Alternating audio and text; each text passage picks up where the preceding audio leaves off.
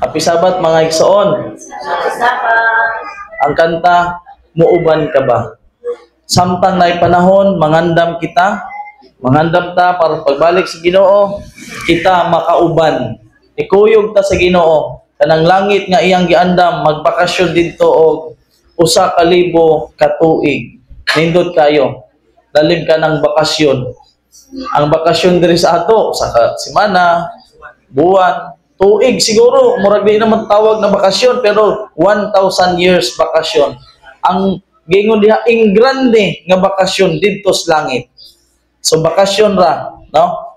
Ang atong pagatunan karon na nasulat sa Matthew 25. Kining Mateo 25 sa ginarian sa langit na isama sa napulo ka mga dalagang birhen. Ang 5 buang-buang, ang 5 wise or bright, buutan ang nakabutang sa translasyon, ang manggialamon buutan mana.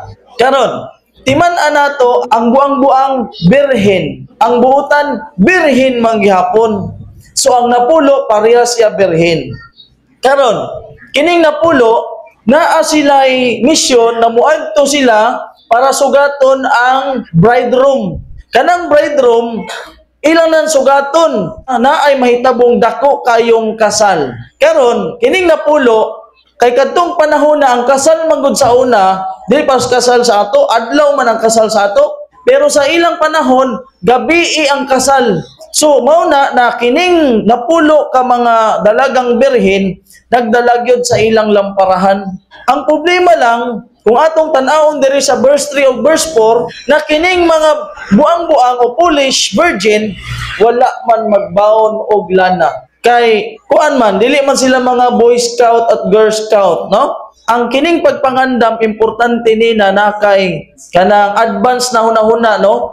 Eh, gabi man eh. Tapos ang lamparahan pag yun aton panahon na gagmay. Ang mga butan nagdalag mga prasko o gitawag na vessel sa English nga gisudlan og lana uban ang ilang mga lamparahan. So ang ilang lamparahan na ay puno sa oil, tapos napag extra oil dito sa ilang prasko na gitawag na vessel. Ang 5 ka mga buang-buang wa gyud magdala o gitawag nga extra oil. So mauna miadto sila lampara kay gabi man, so miadto na sila sa ilang panaw. Karon samtang tuwa sila sa ilang pagpanaw, nadugay ang pamanhunon, sumala sa verse 5. Karon kay gabi man to, nakatulog silang tanan. Ang mga butan o ang mga buang-buang silang tanan natulog. So walay namata sa ila kay nadugay man ang pamanhunon. Karon pagkatungas gabi na, naa sila'y nabatian na tingog o singgit na tanawa ang pamanhunon, panggula kamo, sugatan ninyo siya. So, pagkadiha-diha, kung atong basahon sa verse 7 ug verse 8, ang mga dalagang ulay, ang buang-buang og mga butan nagmata, ilang gyasikaso ang ilang kugalingon. Karon sa verse 8, ingon man ang mga buang-buang, tagaay kami glana, kay nagapalong kining among mga lamparahan. Karon kay wala man magdahom ang mga buang-buang na malangan man diay ang pamanhunon na ilang sugaton. So mangayo sila og lana para magpadayon ang suga sa ilang lampara. Hitubag ang mga manggialamon. Ingon sila, kung tagaan namo mo, tingalig dili kini paigo alang kanamo kaninyo. Pangadto hinuon kamo sa mga magbaligya ug pamalit kamo alang kaninyo. Wala gyud mihatag ning manggialamon ngano man. Kung muhatag sila sa mga foolish, silang napulo di kaabot. Ngano man, di naman paigo. So, dubli ang langan. Karon, sa verse 10, samtang nagpamalit ang mga buang-buang, miabot naman hinuon ang pamanhunon. Pag abot sa pamanhunon, silang mga nangandam, misulod uban kaniya, ngadto sa gitawag na kasal. So, pagkahuman dito, mga kaigsuodan, natakpan na ang kultahan. Sumala sa kasaysayan, ang kasal gyud kaniadto dili gyud sa simbahan. Ang kasal sa kana sa balay to. Oh, sa balay gyud kay ang ikasal dito sa balay man sila mag-ipon. Sa panahon ni Sister White, ang mga anak ni Sister White dito ikasal sa balay lang. Kay symbols man gihapon na sa panimalay ba mag-asawa. dito gyud sa balay para mabasbasan pud ang balay. So sa 12 tsaka 11, nakaabot yun dito sa Benyo ang mga buang-buang, nang tuktok na sila dito. Ingon dito, Senyor, abli kami. Apan siya mitubag na nag-ingon. Sapagkat tinuod, magaingon ako kaninyo, nga wala ako makaila kaninyo. Nakasulay na mo, anak, na mo adto kas kasal, birthday, tapos mo ingon tong tagbalay na, uy, ko kailan nimo? Anak, birthday uwawa, uy. Karon, ingon sa 13, busa, pagtukaw kamo, kay wala ninyo hibaloi ang adlaw o ang takna. So, unsay gingon sa kanta kanina? Pangandam, basin mahulay ang tanan. No? Kining napulo ka mga birhen na tunga sa duha, 5 pulish, ang 5 manggialamon. Okay. Kining napulo na mga dalagang ulay, parehos ni sila na ay lam o na ay besel. Karon, kini silang tanan nahibalos kamatuoran. Og tanan nakabatis kamatuoran nang Ginoo mo balik gyud. Unsa man ang but pasabot ani? Sumala sa giingon diri, Jesus used the parable of the 10 virgins to represent the condition of the church before His coming. Kini di ay napulo ka mga ulay, nagrepresentar lang di ay ni sa iyang iglesia. Nasa loob sa iyang iglesia na ay buang-buang og na ay butan. Gigamit niya na parabol, ingon nga kondisyon sa iyang iglesia sa dili pa siya moabot. Okay, nagrepresent siya sa sulod sa iglesia. Napay giingon, in the parable of the 10 virgins have lamps, but only 5 of them had the saving oil. This represent the condition of the church. The wise and the foolish virgin have their Bible. So na sila Biblia, no? Kay pares naman sila. Karon akong gibasa na kini makapamatuod ba gyud ta na kini sila mga Seventh-day Adventist man eh. Next, ingon dire. When the third angel's message is preached as it should be, power attends its proclamation. The parable of the 10 virgins, 5 of whom were wise and 5 foolish, this parable has been and will be fulfilled to the very letter, for it has a special application to this time. And like the third angel's message has been fulfilled and will continue to be present truth till the close of time. So, ang mga katauhan nagibanggit diri mao day na siyang mga Sabbath keeper nagisgutan sa Matthew 25 na nag-angkod na nagdawat sa mistay sa tulo ka manulunda. Wala gyoy bisan unsa nga relihiyon, wala gyoy lain na nagkupot aning mensahe sa tulo ka manulunda. Wa gyoy lain. Ang Seventh-day Adventist ra gyud. Mao na siya. Karon, nga may gisgutan diri na virgin. Gisgutan diri na kining napulo virgin eh. Unsa may bot pasabot sa virgin? Ingon diri, Christ Object Lesson 406 paragraph 3. The two classes of watchers represent the two classes who profess to be waiting for their Lord. They are called virgins because they profess a pure faith. Unsang relihiyon karon ang nagkupot sa pure faith? Ha? Kita ra gyud. Unsa maning pure faith? Tanang tao na nagtuo sa Ginoo na sila faith, pero kining gingon pag pure faith, putli yun ni siya na kuana man po'y false na pagtuo. So ang but paday pasabot ani ang duha ka mga watchers nagrepresent sa duha ka klase nga nag-angkon nga mo huwat sa pagbalik sa Ginoo, kini gitawag na virgins tungod kay nag-angkon sila na sila ang naay puro o putli nga pagtuo. Okay. Karon naa may gisgutan diha na lampara. Unsa may bot pasabot sa lampara? Ang lampara ingon sumala sa Biblia sa 119:105 na ang imong pulong maoy lampara sa akong mga tiil o kahayag sa akong mga lagianan. Ang lampara naa na siya oil, naa na siya siga. Kadtong nga siga, ang bot pasabot ana ay ang pulong sa Ginoo. Di ba? Di man mo siga kung walay oil. Di pod malagbutang ang oil kung walay lamparahan. So ang pulong sa Ginoo mauna siya ang siga. Sumala sa dakong away 200 paragraph 3, ang imong pulong matod sa salmista mao ang lamparahan sa akong mga tiil ug hayag sa akong mga gianan. pinadayag 11:4, Salmo 105, 119:105, ang duha ka mga saksi nagrepresentar sa kasulatan sa daan o sa bag-ong tugon. Unsa ibot pasabot? Ang kahayag diha nagpasabot di ay na mauna ang daan og bag-ong tugon. Mauna ang scripture. Ang kahayag nagikan sa lampara, mauna ang imong pulong, ang pulong sa Ginoo natua sa Biblia. Sumala sa atong mabasa sa screen. Ang Bible. The two witnesses represent the scriptures of the Old and New Testament. Okay, ang Biblia. Karon, diri sa verse 5, gisgutan diri na ang pamanhunon na dugay sa pag-abot. Para pulo man unsa may application ani? Kining nadugay sa pag-abot, ako nang gitanaw sa great controversy. Dingon diha, the proclamation, behold, the bridegroom cometh in the summer of 1844. Leads thousands to expect the immediate advent of the Lord. At the appointed time, the bridegroom came not to the earth. So kanusa nahitabo na nalangan ang pamanhunon ni atong 1844 di ang fulfillment ani. Oh, next.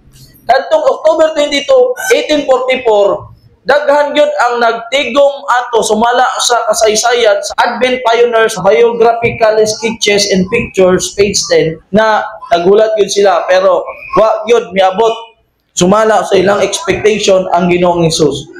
Karon, pag-abot sa October 23, usa ka adlaw ang milabay, kining si Hiram Ibsom naglakaw dito sa ilang farm, kay dako man silang farm. Ibaligya gani nila ang farm nila kay para itabang sa buluhaton. Tapos sa ilang farm dito ang tanang mga converts ni William Miller nagbuhat. Gikan buntag hantod magabi hantod wa gyud miabot. Karon samtang nagalakaw siya dito siyang tanuman og mga kalabasa sa farm, nakita niya na hawi ang langit o nakita niya ang Ginoo sa most holy place misulod. So mao di ito ang hitabo day ang 1844 October 22 ang pagsulod sa Ginoo sa gitawag na most holy place. Mao na siya. Mabasa na siya sa libro na A Prophet Among You 197 paragraph 2. Karon sa early writings ingon dito na ang pultahan sa labing balaang dapit na sirhan ni adtong 1844 og giobli ang ikaduha nga pultahan na mao na ang most holy place sumala sa early writings 42 paragraph 1. Okay, darita. Ingon diri, kay controversy. The coming of Christ as our high priest to the most holy place for the cleansing of the sanctuary brought to view in Daniel 8:14 and the coming of the Lord to his temple foretold by Malachi and descriptions of the same event, and this is also represented by the coming of the bridegroom to the marriage described by Christ in the parable of 10 virgins of Matthew 25. So mauday na ang pagsulod ni ato October 22, 1844 mauna ang pagsulod sa most holy place. O girepresentahan din na wala mibalik ang Ginoo na langan ang pamanhunon nagarepresent na siya sa parable sa Matthew 25. Mauna ang fulfillment kay kun dili ta mo basa anan di gyud ta kasabot kung asa nato ibutang. Karon diri ta kadtong singgit na may hinsinggit pero wala gisgutan diri kung kinsa ang hinsinggit. Basta na ay singgit, sa singgit ato, nakamata sila. Sa verse 6, kadto nga singgit, kadto nga voice, cry, ang kahulugan nato message. Ang mensahe ang mupamata sa atong espiritual na pagkatulog. But the message of the true witness reveals the fact a terrible deception is upon our people to break their spiritual slumber and arouse them to decided action. The wise arose from sleep. Muna. So ang mensahe di ay ni atong 1844 na great disappointment mao to ang singgit na pod nga gihatag sa usa ka mensahero ang Ellen G. White para makamata ang mga tao ug makailas ka matuoran muna siya ang mensahe sa tulo ka mga malulunda. Mo na siya ang mensahe, ang cry, ang voice, mo na ang message na makapamata. So diha natukod ang simbahan na Seventh-day Adventist na igsoon. So mo na siya spiritual slumber. Karon sa verse 4 gisgutan sa Matthew 25 na ang mga lampara. Ganina ang kahayag man sa lampara mo na ang Biblia. Aun sa mahibot pasabot sa lampara. Ang lampara sumala sa nasulat, but we are represented as the 10 virgins. The 5 whom were wise and the 5 foolish. They profess to be Christians. They profess to be religionists, but half of them no oil of grace in their lamps, their hearts. Kung ang lamps, kung ang siga dito ay pulong sa Ginoo na mao ng Biblia, ang lamps nagrepresent na siya sa atong kasing-kasing. Mao day na siya ang lamps. Karon, dirita karon sa karakteristik sa foolish o sa wise virgin. Ang wise virgin mao ni ang karakteristik. The wise virgins are those who have faith in love and patience, whose experience day by day is nourished by the Holy Spirit. Ang wise virgin di ay na sila'y pagtuo, gugma, pagpailob, nakadaadlaw sila mulambo pinaagi sa balaang espiritu. They do not conform to the world and careless in attention. They do not put off their daily preparation. So kanunay sila nag-andam. But follow Jesus wherever He leads the way. God is not pleased with a flickering faith. It is compared to a lamp that is going out. So di ganahan ang Ginoo ana. Di siya malipay at ng flickering faith kanang nagsimba karon og madili daghan ang absent gamay ra ang simba kanang pagtuo na nagasubay sa panahon ba dili gani maayong panahon ilaw na ko simba ron lapo karon tapos dita simba ron kay ulan ba so diri kada adlaw gyud na sila experience kanang experience ani magunahuna ta na maayong experience lingaw-lingaw lipay dili. Ingon diri, He pleased with those whose experience is like that of a lamp that is burning brightly. Kanang sa taliwala sa kanang mga experience, hinsamot na hinuon og kahayag ang suga sa lamp. His followers are to shine as lights in the world. Those who not daily desirous of gaining a living daily experience in the things of God. So kinahanglan adlaw-adlaw kita maka-experience sa kaayo sa Ginoo. Dili kada adlaw puro negatibo, puro kabalaka. Atong tan-awon perminti ang positibo, no? Bisan na negatibo. Ingon diri, we cannot be ready to meet the Lord by waking up at the last minute. Dili ta mahimong angayan na musugad sa Ginoo kung kita mangandam kung diha-diha na. When the cry is heard, behold, the bridegroom cometh, gathering up our lamps. Our only hope is daily to love God, to love the truth, not for the sake of its clear arguments, but for truth's sake alone. Ragyod. Ang ilarag yung paglaom ay kada adlaw-adlaw silang nahigugma sa Ginoo o nahigugma sa kamatuoran. No? Karon, we must bring the truth into our hearts and minds and every day believing, shining lights, learning daily more and more of Jesus. Our conversation must be in heaven. Makalangit yun. Kung ang atong mga pulong, ang atong panulti ay makalangit, ang tao dili maubos. Kuan yun. So, dili na ta sa characteristics sa foolish virgin. The class represented by the foolish virgins are not hypocrites. Kini nga mga tao, dili ni sila mga hypocrites. Unsa man ang hypocrites? Kana bang wala na sila magkunwari ba? Tininuod yun ning ila. They had a regard for the truth. They have advocated the truth. They are attracted to those who believe the truth, but they have not yielded themselves to the Holy Spirit's working. Bakit sila magpa-yield, magpasakop sa buhat sa Espiritu? They have not fallen upon the rock, Christ Jesus, and permitted their old nature to be broken up. This class are represented also by the stony ground hearers. Wala gyud madugmok, musurinder ang ilang kasing-kasing nato sa Ginoo. Kay kining rock mao ni si Kristo na mudugmok nato, na musurinder na gyud ta Ginoo. Surrender nako. Dili gyud ko makahimo, dili gyud ko makabuhat og maayo. So, ingon diri wala nila tuguti na ang old nature, unsa man ning old nature kanang atong kinaiya na sinful flesh na dili ta magpatambag, dili ta gusto na naapay mulabaw nato ana o bisan unsa pride, no? Next, They receive the word with readiness, but they fail to assimilating its principles. Nakadawat yun sa mensahe, pero napakya sila sa pagkinabuhi sa prinsipyo. But the class represented by the foolish virgins have been content with a superficial work. They do not know God. Nga naman, kung makaila lang nato ang Ginoo, musunod tas lakang si Ginoo. Di ta musunod sa atong kaugalingon nga mga lakang. They had not studied His character. They have not held communion with Him. Therefore, they do not know how to trust, how to look and live. Their service to God degenerates into a form. Wala ta makailag yun sa Ginoo. Ano man, ang reflection, kung di ka makaila, o kung sayo pang imong pag-ila sa Ginoo, ang reflection ato mao gihapon, sayop gihapon ang mo reflect. Mao na. So karon dirita, the solemn faith of the 5 foolish virgins represented in the parable of the 10 virgins is recorded to warn to those who, while professing the faith of Jesus, of Christ, have become cold and backslidden. Dirita, ang foolish virgin kanunay gyud ni siya mabugnaw o backslide. Sig madali ra gyud ni ma-backslide, no?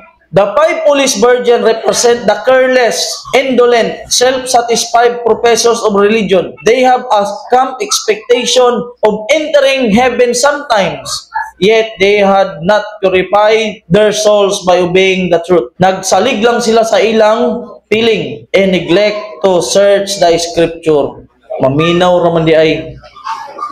Kanang maminaw ka, di ka maka-witness na ako gyud, nabasa gyud nako. Kanang ikaw gyud nakabasa, ayaw gamitan si pastor, kanang nabasa gyud nimo. Para bang makasaksi ka ba na nabasa gyud nako, tinuod gyud na ako gyud natuki. Ana. So kini, wa ni sila magbasa kundi nila lang nabatian. Unya katong nabatian nimo di dito mao. Nindot man ang ikaw gyud makabasa. Karon, ingon dire, but the foolish virgins have no oil in their vessels. Many profess to be wise, but have they the Holy Spirit? As a people, we profess to know the truth, but of what avail will this be if we do not carry out its principles in our life? How many say, oh yes, the coming of Christ is at the door. So muna siya. So dirita, unsa man ang buot pasabot ani nga lana. Ang kahayag sa lam mo na ang Biblia o ang lam mo na siya ang kasing-kasing kining lana nga tuas lam unsa man ni siya. Ingon dire, in the scripture, oil is used as the symbol of Holy Spirit. The oil is a symbol of Holy Spirit. Nganong kinahanglan man nato Holy Spirit? Kay para mo bunga ta. Ang Holy Spirit, ingon dito, the Holy Spirit, ingon dito, to guide you into all truth. So, ang Holy Spirit siyang mo-guide nato sa tibuok kamatuoran na masabta nato. So, ang Holy Spirit di ay, ang 5 virgins di ay may kuha og oil. Ang oil na mauna siyang Holy Spirit, na ang Holy Spirit mo na mo-guide sa atos kamatuoran, o ang oil niya ilang gikuha, asa nila gikuha? Sa Zechariah chapter 4. Oil purifies the soul. Will all need to study as never before the parables of 10 virgins. 5 of them were wise and 5 were foolish. The wise took oil in their vessels with their lamps. This is the oil represented in Zechariah chapter 4. Ingon dire, read and study the 4th chapter of Zechariah. Wala pa na nato mabasa, no? Pero diha gikuha sa 5 ka mga butan ang oil. Gikuha niya sa Zechariah chapter 4. Ug ingon niya, basaha og tun-i ang ikaupat ka kapitulo sa Zechariah 4. Karon diri na ta. Ang oil nagrepresent gyapon na siya sa kamatuoran. Na the guide ang Holy Spirit na makakat-on sa kamatuoran. Karon dirita, the oil is the righteousness of Christ. It represents the character, and the character is not transferable. Nganong ang 5 wise wa man makahatag og oil, kay dili man matransfer ang oil gyud. Ano man, ang oil nagrepresent sa Christ righteousness. Ako, di ko ka-transfer og oil sa imo, kaya ako nanginahanglan gyapon ko na ay depekto akong kinaiya. So, ang oil, nag-represent siya sa righteousness of Christ. At ang righteousness, kamo na ang karakter o ang karakter, dili na siya matransfer. karakter ra gyud sa Ginoo. When the character of Christ shall be perfectly reproduced in His people, then He will come to claim them as His own. Ang importante ani, makabarog taglig-on sa atong pagpangalagad sa bisan unsang pagsulay. Karon, pinaagis mga pagsulay, maputli ang atong karakter. Di na ta daling masuko, di na ta mainsulto. Oh, kay masuko ta, unsa man makabuhat na ta og dili maayo. Ingon dire, the marriage represent the reception by Christ of His kingdom. The holy city, the New Jerusalem, which is the capital and representative of the kingdom, is called the bride, the Lamb's wife. So ang asawahon ni Kristo mao ang New Jerusalem, no? Mao na siya. Karon, clearly, then the bride represent the holy city, and the virgins that go out to meet the bridegroom is a symbol of a church. So kito ding mga yung virgins day nagrepresent na ito, na musugat sa pamanhunon nagrepresent sa iyang iglesia. O sa iyang iglesia katunga ra ang nakuha, dili tanan. O ang lima lang na symbol sa iglesia, putli nga iglesia na mao na ang Seventh-day Adventist. So dirita nganong 10 man. Ang 10 sumala sa biblical interpretation, 10 virgins kay universality. 10 commandments, 10 toes, 10 pounds na nasa Biblia. Ang 10 nagarepresent sa universality. So kining 10 virgins nagarepresent ni sa tanang kaanakan sa Ginoo sa bisan asa na nag-angkon sa pagtuo, na pure na pagtuo.